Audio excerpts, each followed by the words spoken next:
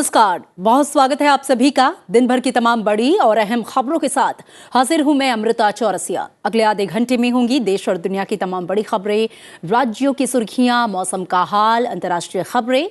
लेकिन आइए शुरुआत करते हैं हेडलाइंस के साथ। पीठासीन अधिकारियों का अखिल भारतीय सम्मेलन जयपुर में शुरू। उपराष्ट्रपति ने किया शुभारंभ। कहा, संसद के बनाए कानून को किसी और संस्था द्वारा अमान्य किया जाना प्रजातंत्र के लिए सही नहीं। लोगों की भागीदारी अधिक हो तो कानून होंगे अधिक मजबूत और प्रभावी। पीठासीन अधिकारियों को लोकसभा अध्यक्ष का संबोधन। सदन में वाद विवाद और चर्चा के घटते समय पर जताई चिंता। जैविक उत्पाद, बीज और निर्यात को बढ़ावा देने के लिए 3 नई सहकारी समितियों का गठन करेगी सरकार। कैबिनेट की बैठक में मिली मंजूरी। राष्ट्रीय पेयजल स्वच्छता और गुणवत्ता केंद्र का नाम बदलने को भी हरी झंडी। सर्दी के भीषण संकट के वक्त भी नहीं छोड़ी सुधारों की राह। इंदौर में आयोजित वैश्विक निवेशक सम्मेलन इन्वेस्ट मध्य प्रदेश में प्रधानमंत्री का संबोधन। कहा, निवेश की आकर्षक मंजिल बना भारत।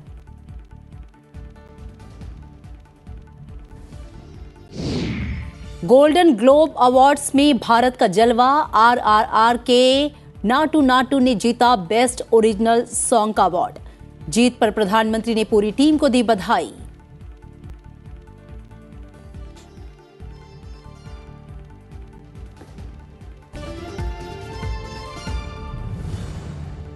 और अब खबरें विस्तार से। उपराष्ट्रपति और राज्यसभा सभापति जगदीप धनखड़ ने संसद और विधानसभाओं में अशोभनीय घटनाओं को रोकने के लिए समाधान खोजने पर जोर दिया।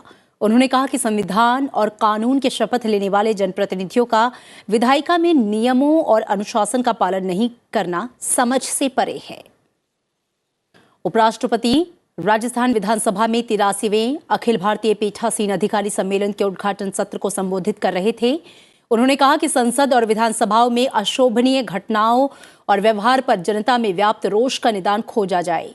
उन्होंने कहा कि लोकतंत्र एक मंदिर है। संसद और विधानमंडल की जिम्मेदारी है कि वो इसे मजबूत बनाए।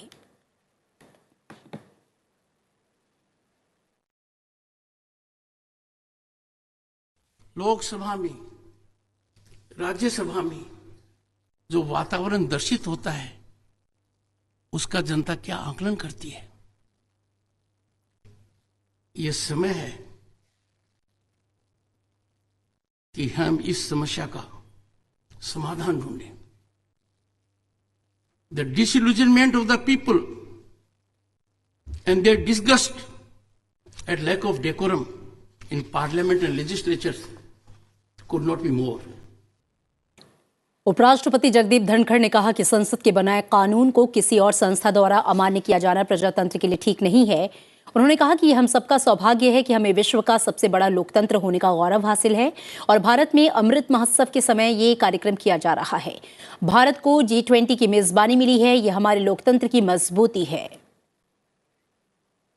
India is privileged to be heading G20 at a critical time. It is an opportunity to showcase capabilities of Bharat to the world. With such a sizable nation, the mother of democracy, such diversity and such potential, India has the chance to introduce itself to the world and demonstrate its power and prowess. This is going to be a milestone development. Akhil Bharatiya पीठासीन अधिकारियों के सम्मेलन में लोकसभा अध्यक्ष ओम बिरला ने कहा कि लोगों की नजरों में विधायिका की उत्पादकता और उसकी छवि में सुधार की जरूरत है। उन्होंने विधायिका और न्यायपालिका के बीच सौहार्दपूर्ण संबंध की आवश्यकता पर जोर दिया। हमारा यह भी मानना है कि संविधान में जो मर्यादा दी है उस मर्यादा का पालन न्यायपालिका भी करे। न्यायपालिका से भी अपेक्षा की जाती है कि जो उनको संवैधानिक मैंडेट दिया गया है वो उस मैंडेट का उपयोग करे, लेकिन अपनी प्रत्यक्ष शक्तियों के पृथक्करण और संतुलन को के सिद्धांतों को बनाने में भी सहयोग करें। लोकसभा स्पीकर ओम बिरला ने कहा कि लोकतंत्र भारत की अवधारणा और विचारधारा है। दुनिया हमें देख रही है। हमें चिंतित करने की जरूरत है कि आजादी के 75 साल बाद भी सदन में शालीनता की बात करनी पड़ रही है। आज विधायिका में कानून जल्दी पास हो रहे हैं। इस पर बहस होने की जरूरत है और इस पर गहन चिंतन की आवश्यकता है। देश की जनता विधानसभा, लोकसभा, राज्यसभा की कार्रवाइयों को देखती है। उनके मन चिंतन में एक अच्छा प्रभाव पड़े, उनके विचारों में जो हमारी संस्थाएं हैं उनके प्रति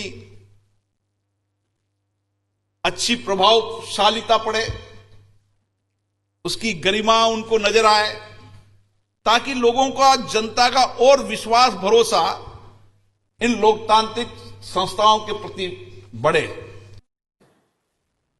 सम्मेलन के उद्घाटन सत्र में राज्यसभा के उपसभापति हरिवंश, मुख्यमंत्री अशोक गहलोत, राजस्थान विधानसभा के अध्यक्ष डॉक्टर सीपी जोशी भी मौजूद थे। राजस्थान के स्पीकर डॉक्टर सीपी जोशी ने संसदीय लोकतंत्र की मजबूती के लिए कार्यपालिका को अधिक जवाबदेह बनाने पर जोर दिया। राज्यसभा के उपसभापति हरिवंश ने कहा कि यह सम्मेलन कई लिहाज से ऐतिहासिक है। भारत G20 की मेजबानी करेगा। इस कॉन्फ्रेंस में यह विषय भी परामर्श का हिस्सा है।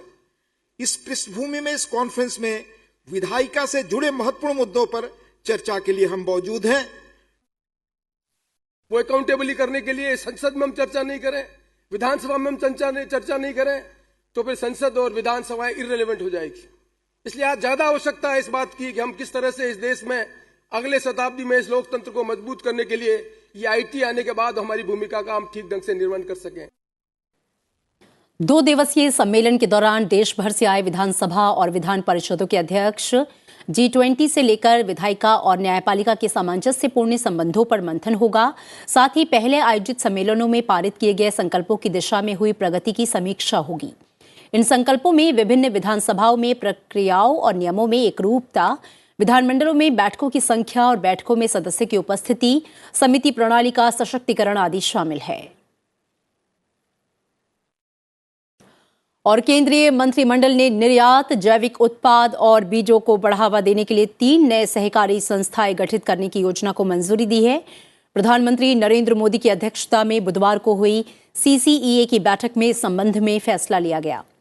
मंत्रिमंडल ने राष्ट्रीय निर्यात समिति, राष्ट्रीय जैविक उत्पाद सहकारी समिति और राष्ट्रीय स्तरीय बहुराज्यीय बीज सहकारिता समिति की स्थापना को मंजूरी दी। मंत्रिमंडल ने बहुराज्य सहकारी समितियों अधिनियम 2002 के तहत एक राष्ट्रीय स्तर की बहुराज्य सहकारी निर्यात सोसाइटी की स्थापना को मंजूरी दी। ये सरकारी समितियों के समावेशी विकास मॉडल के माध्यम से सहकार से समृद्धि के लक्ष्य को प्राप्त करने में मदद करेगी। उन्होंने कहा कि ये सहकारी समितियां सहकार से समृद्धि के दृष्टिकोण को साकार करने में मदद करेगी और ग्रामीण विकास और किसानों की आय को बढ़ावा करेगी। 3 नए सहकारी संघों का निर्माण और किया गया है और इस निर्णय के द्वारा setting up a national cooperative export society, setting up A national level cooperative society for organic products, setting up A national level multi state seed cooperative society की स्थापना की गई है। देश की ग्रामीण जो कृषि आय है उसको हम किस प्रकार से अंतर्राष्ट्रीय मानकों के अनुरूप करके उसको अंतर्राष्ट्रीय स्तर पर ले जा करके उसके एक्सपोर्ट में हम वृद्धि करें, इसके लिए इस निर्णय के द्वारा सुनिश्चित किया गया है।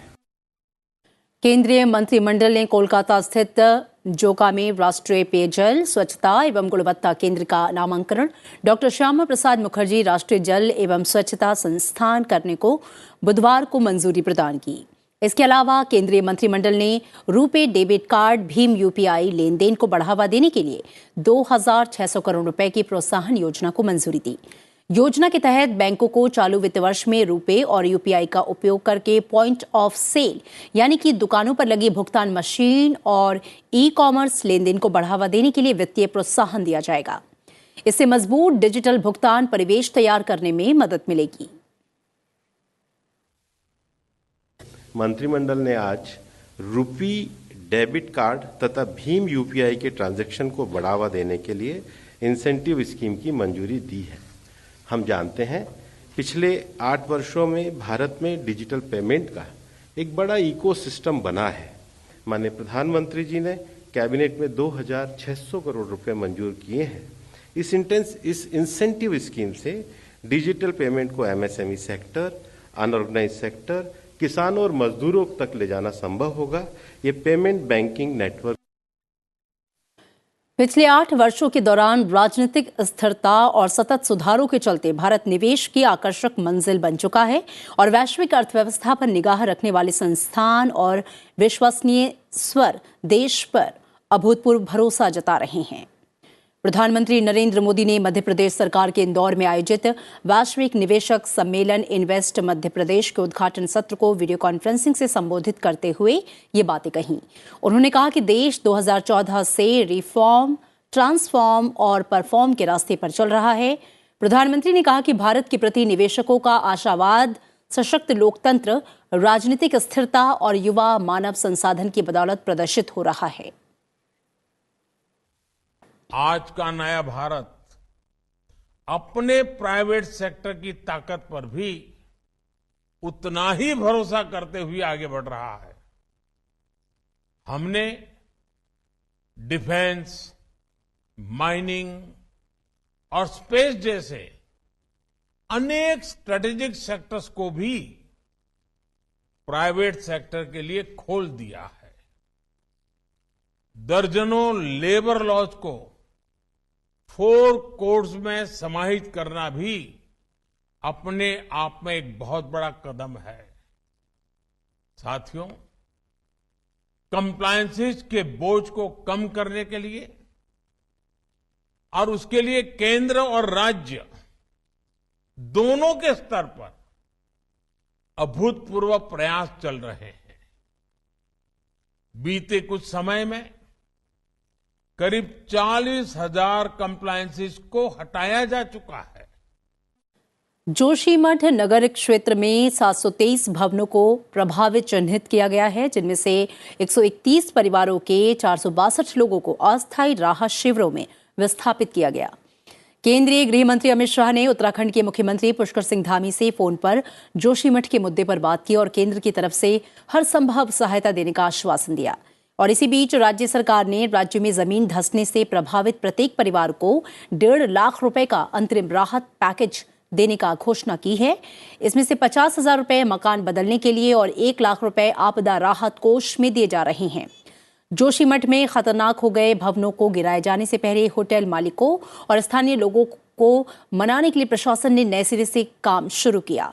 हालांकि प्रदर्शनकारियों और उत्तराखंड के मुख्यमंत्री के सचिव आर मीनाक्षी सुंदरम के बीच बातचीत में गतिरोध दूर नहीं हो पाया।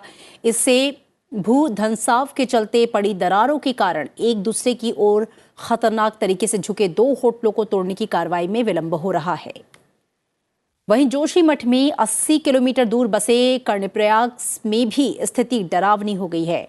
कर्णप्रयाग के बहुगुड़ा नगर में करीब 40 मकान ऐसे हैं जिनकी दीवारें दरक गई हैं और जमीन धंस गई है।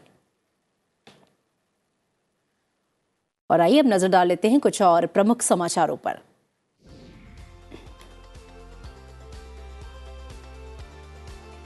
उपराष्ट्रपति जगदीप धनखड़ ने जयपुर राजभवन में नवनिर्मित संविधान उद्यान को अभूतपूर्व बताते हुए कहा कि संविधान से जुड़ी संस्कृति और संवैधानिक मूल्यों के कला रूप में देश भर में यह अनुपम उदाहरण है।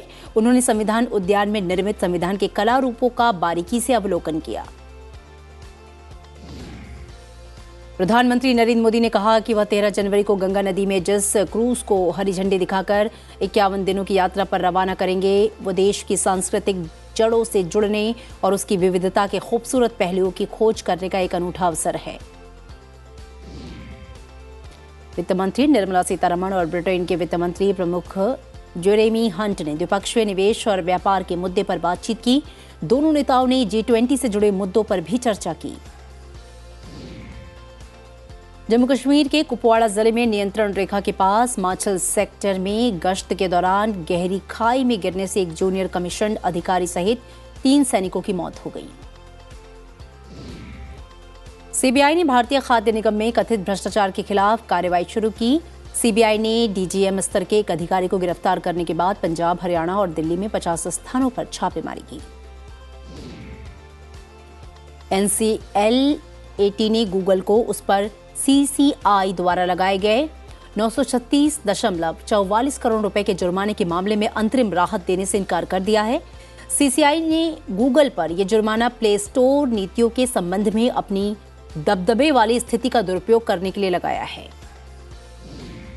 चीनी दूतावासों ने दक्षिण कोरिया और जापान के लोगों के लिए नए वीजा जारी करना बंद कर दिया है। ये कदम निश्चित रूप से इन दोनों देशों द्वारा कोविड-19 एहतियात के रूप में चीन के नागरिकों पर लागू नियमों के जवाब में है। अमेरिकी राज्य कैलिफोर्निया जहां भीषण ठंड की चपेट में है, तो वहीं और शक्तिशाली तूफान आने की आशंका है और इसी बीच बाढ़ से राज्य में हालात बहुत खराब हैं। बाढ़ के पानी में मानो पूरा शहर समा गया हो। फॉर्म में चल रहे HS प्रणय ने अपनी शानदार फॉर्म को बरकरार रखते हुए मलेशिया ओपन सुपर 1000 टूर्नामेंट के रोमांचक मुकाबले में हमवतन लक्ष्य सेन को हरा दिया। बर्मिंघम राष्ट्रमंडल खेलों की मिश्रित युगल स्वर्ण पदक विजेता श्रीजा अकुला, धुरंधर टेबल टेनिस खिलाड़ी अंचिता शरद कमल और मनिका बत्रा ने डरबन विश्व टेबल टेनिस चैंपियनशिप फाइनल के लिए क्वालिफाई कर लिया है, जो मई में होगी। इसी के साथ आइए यहां पर रुकेंगे एक छोटे से ब्रेक के लिए।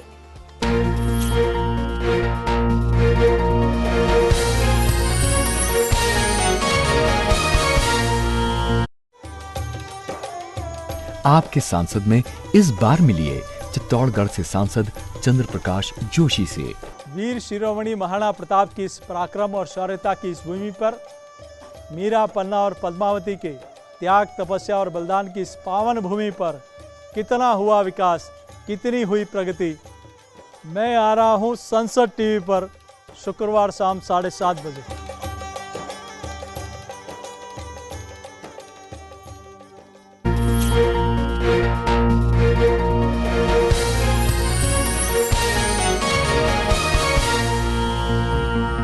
आप देख रहे हैं आज की खबर। बढ़ते हैं आगे और अब नजर राज्यों से जुड़ी हुई खबरों पर।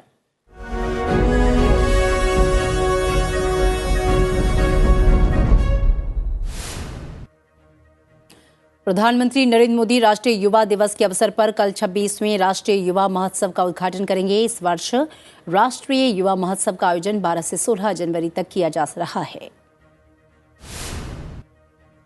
कांग्रेस नेता राहुल गांधी की अगुवाई में कांग्रेस की भारत जोड़ो यात्रा पंजाब में प्रवेश कर गई है। फतेहगढ़ साहिब में भारत जोड़ो यात्रा में कई नेता शामिल हुए। कांग्रेस पार्टी ने 2023 के कर्नाटक विधानसभा चुनावों के लिए अपने चुनाव अभियान की शुरुआत की। पार्टी के प्रदेश अध्यक्ष DK शिवकुमार और पूर्व मुख्यमंत्री सिद्धारमैया ने आज बेलगावी से पार्टी की पीपल्स वॉइस यात्रा शुरू की। तमिलनाडु विधानसभा में आज सत्र की शुरुआत तमिलनाडु के राज्यपाल RN रवि के पारंपरिक संबोधन देने के लिए धन्यवाद प्रस्ताव पर बहस के साथ हुई। मुख्यमंत्री MK स्टालिन 13 जनवरी को सदन को संबोधित करेंगे। उत्तर प्रदेश के मुख्यमंत्री योगी आदित्यनाथ ने दिवंगत भोजपुरी गायक संतराज गोरखपुरी के परिवार और स्वर्गीय फोटो जर्नलिस्ट DK गुप्ता के परिवार को 5 लाख रुपए का चेक प्रदान किया। लक्षद्वीप की एक अदालत ने हत्या के प्रयास के मामले में लक्षद्वीप के सांसद मोहम्मद फैजल समेत 4 लोगों को 10 साल कैद की सजा सुनाई है। साथ ही दोषियों पर 1-1 लाख रुपए का जुर्माना लगाया।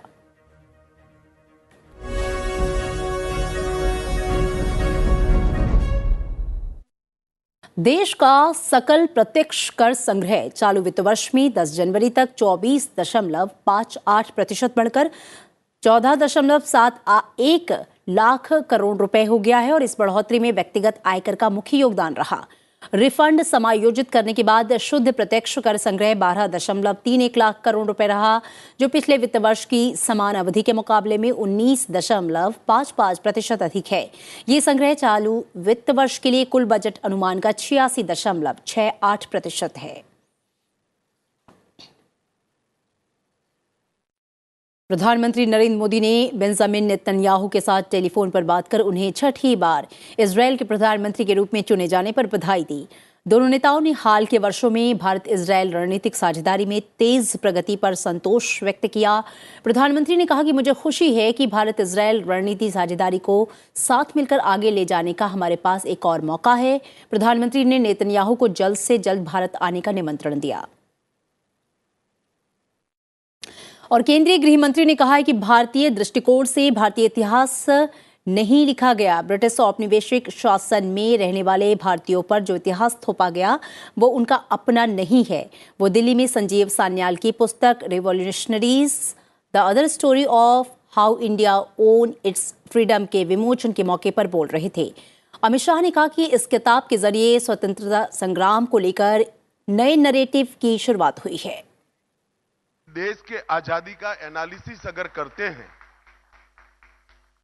तो ढेर सारे लोगों ने, ढेर सारे विचारों ने, ढेर सारे संगठनों ने और ढेर सारे मार्गों ने भी एक ही गंतव्य स्थान के पर जाने के लिए, एक ही लक्ष्य पर जाने के लिए प्रयास किया था और वो सबका सामूहिक फल है हमारे देश को आजादी। दिल्ली में आज भी घना कोहरा छाया रहा, जिससे दृश्यता घटकर 50 मीटर रह गई और सड़क, रेल और हवाई यातायात प्रभावित हुआ। आईएमडी के मुताबिक दिल्ली में इंदिरा गांधी अंतर्राष्ट्रीय हवाई अड्डे के पास स्थित पालम वेधशाला में दृश्यता 50 मीटर दर्ज की गई। कोहरे के कारण 20 ट्रेन 1 से 10 घंटे की देरी से चल रही हैं। वहीं इंदिरा गांधी अंतर्राष्ट्रीय हवाई अड्डे पर कम दृश्यता में उड़ानों का परिचालन जारी रखने के लिए जरूरी प्रक्रिया चल रही है। हरियाणा और पंजाब की बात करें तो यहां पर जारी शीतलहर से लोगों को कोई राहत नहीं मिली और अधिकांश स्थानों पर न्यूनतम तापमान सामान्य से नीचे दर्ज किया गया। मौसम विभाग के अनुसार हरियाणा के नारनौल में कड़ाके की ठंड पड़ रही है, जहां न्यूनतम तापमान 4.6 डिग्री सेल्सियस दर्ज किया गया। सिरसा में भी कड़ाके की ठंड का दौर जारी है, जहां न्यूनतम तापमान 6.4 डिग्री सेल्सियस दर्ज किया गया।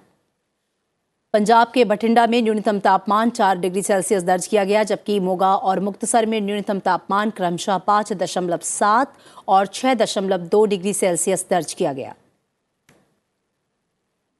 कश्मीर के ऊंचाई वाले इलाकों में ताजा बर्फबारी और मैदानी इलाकों में बारिश के कारण पहलगाम और गुलमर्ग को छोड़कर पूरी घाटी में रात का तापमान जमाव बिंदु से ऊपर चला गया है। सोनमर्ग, गुलमर्ग, तंगधार और कश्मीर के अन्य ऊंचाई वाले इलाकों में ताजा हिमपात हुआ है। उन्होंने कहा कि उत्तर और मध्य कश्मीर के मैदानी इलाकों में हल्की बारिश हुई है। कुछ स्थानों, मुख्य रूप से ऊंचाई वाले इलाकों में भारी बर्फबारी हो सकती है। जम्मू के मैदानी इलाकों में व्यापक रूप से हल्की से मध्यम बर्फबारी या बारिश की संभावना है। शुक्रवार को जम्मू कश्मीर में कुछ स्थानों पर हल्की बर्फबारी या बारिश होने की संभावना है, जबकि इसके बाद 17 जनवरी तक मौसम मुख्य रूप से शुष्क बना रहेगा। और आइए अब नजर डाल लेते हैं कुछ अंतर्राष्ट्रीय सुर्खियों पर। फेडरल एविएशन एडमिनिस्ट्रेशन ने सभी अमेरिकी उड़ानों की आवाजाही रोकने के आदेश को हटा दिया है। प्रणाली में खराबी के बाद अमेरिका में सैकड़ों विमानों की आवाजाही ठप हो गई। ये खराबी FAA के नोटम प्रणाली में गड़बड़ी के बाद आई। ये प्रणाली देश भर के हवाई अड्डों पर हवाई मुद्दों और अन्य सुविधाओं में देरी के बारे में पायलटों और अन्य कर्मियों को सचेत करती है। अधिकांश एयरलाइंस ने सिस्टम की खराबी के कारण अपने विमान को नहीं उड़ाने का विकल्प चुना है।